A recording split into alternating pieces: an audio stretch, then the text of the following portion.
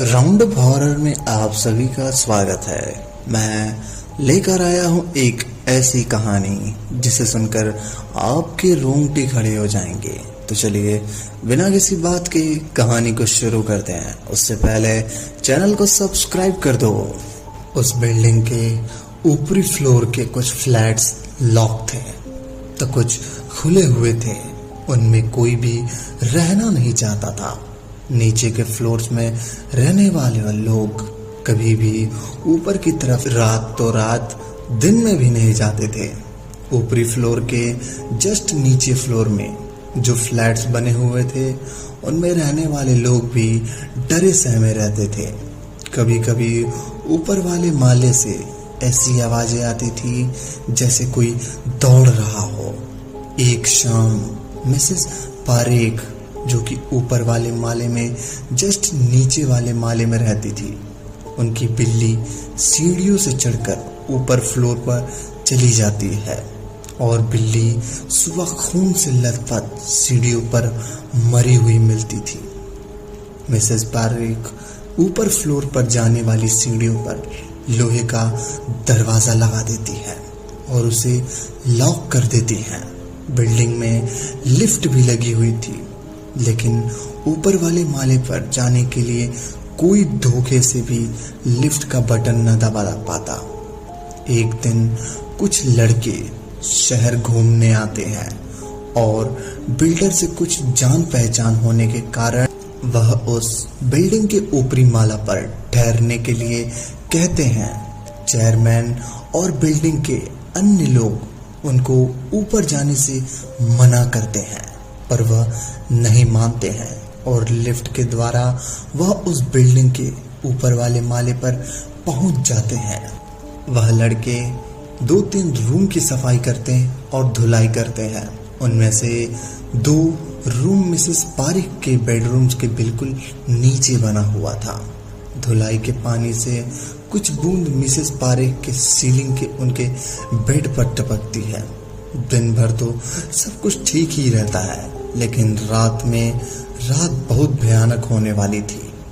रात 12 बजे अचानक से बिल्डिंग की लाइट बंद हो जाती है। सारी बिल्डिंग में घनघोर अंधेरा छा जाता है। तभी ऊपर से लड़कों के चीखने की आवाज आने लगती है। कुछ लड़के जीने पर गिरे पड़े मिलते हैं, नीचे की तरफ आते हैं, जिन्हें दरवाजा लॉक होने की वजह से चिल्ला कर दरवाजा पीटते हैं। दरवाजा खोलो, हम लोग को बचा लो। नीचे वाले माले पर सभी लोग डर कर सहम जाते हैं। मिसेस पारेख और उनके पति हिम्मत करके टॉर्च की रोशनी में चाबी से जीने वाली लोहे के दरवाजे को अनलॉक खोल जाते हैं। जैसे ही दरवाजा खोलते हैं, कुछ लड़के सीढ़ियां उतरते हुए नीचे की तरफ चिल्लाते हुए भागते हैं।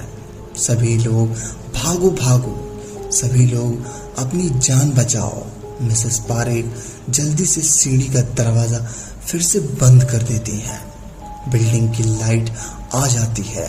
डरते डरते बिल्डिंग के कुछ लोग इकट्ठे होते हैं। मिसेस पारेख अपने रूम में वापस आती हैं। उनके बेड पर सीलिंग से खून की बूंदें टपक रही थी। मिसेस पारेख सभी लोगों को खून का निशान दिखाती है और अपने बेडरूम का दरवाजा बाहर से बंद कर देती है। उन सभी लोगों की सारी रात जागते हुए दहशत में बीतती है। सुबह पुलिस को बुलाया जाता है।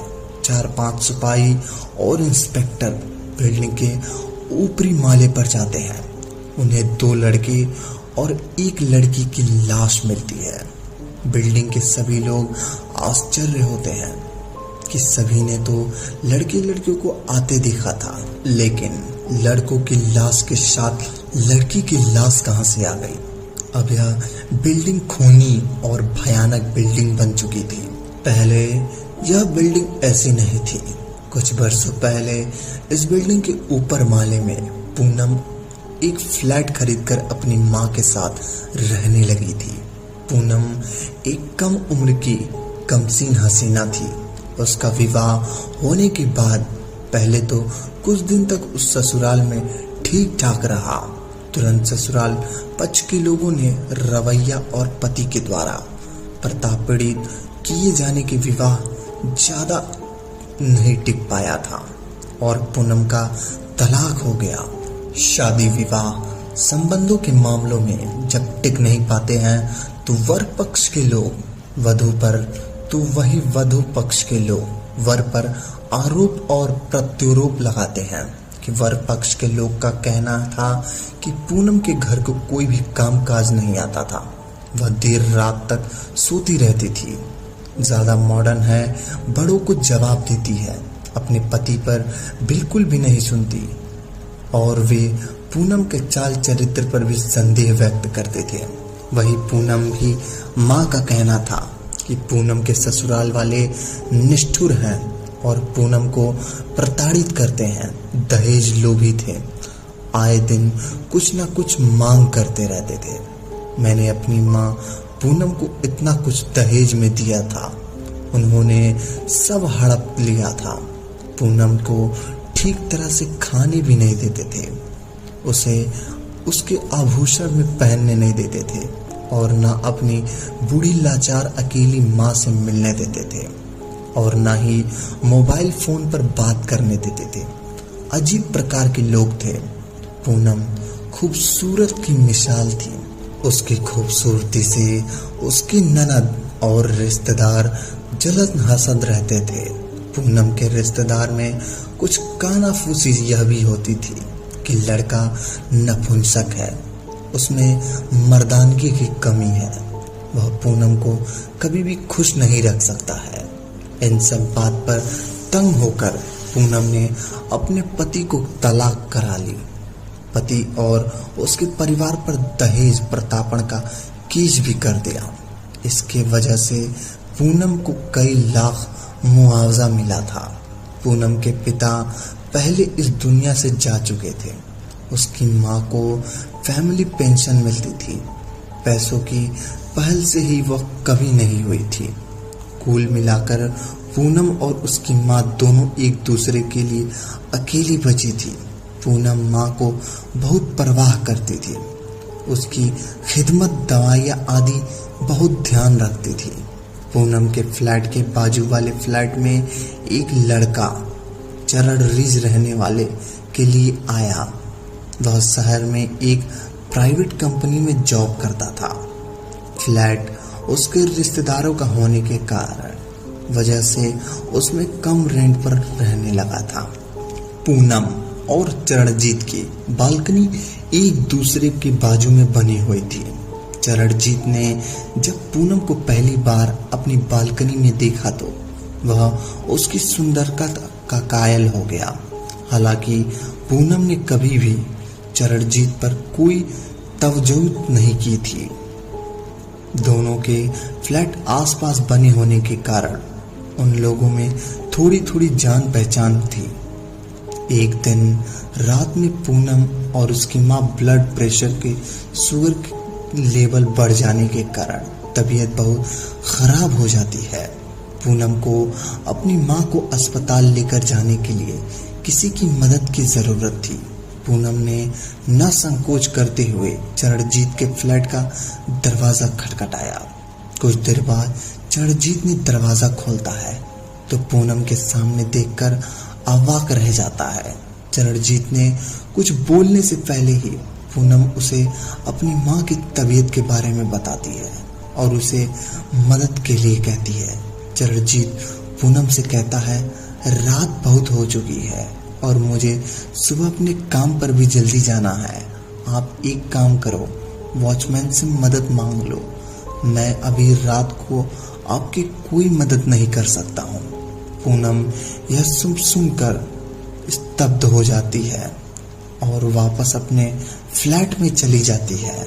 वह अपना मोबाइल उठाकर किसी और को फोन कर रही होती है। तभी चरणजीत पूनम के फ्लैट के अंदर आता है और कहता है, चलो माँ को अस्पताल लेकर चलते हैं। चरणजीत पूनम की माँ के दोनों हाथ उठाकर लिफ्ट के द्वारा नीचे आता है।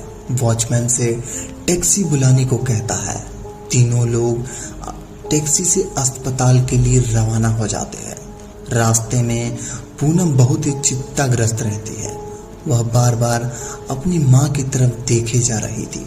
चरणजीत पूनम को समझाने का प्रयास करता है कि अपनी माँ की जल्दी ठीक हो जाएगी, आप बिल्कुल टेंशन मत लो। रास्ते में पूनम की माँ की तबीयत ज़्यादा ही खराब हो जाती है। चरणजीत टैक्सी ड्राइवर से टैक्सी को तेज चलाने को बोलता है।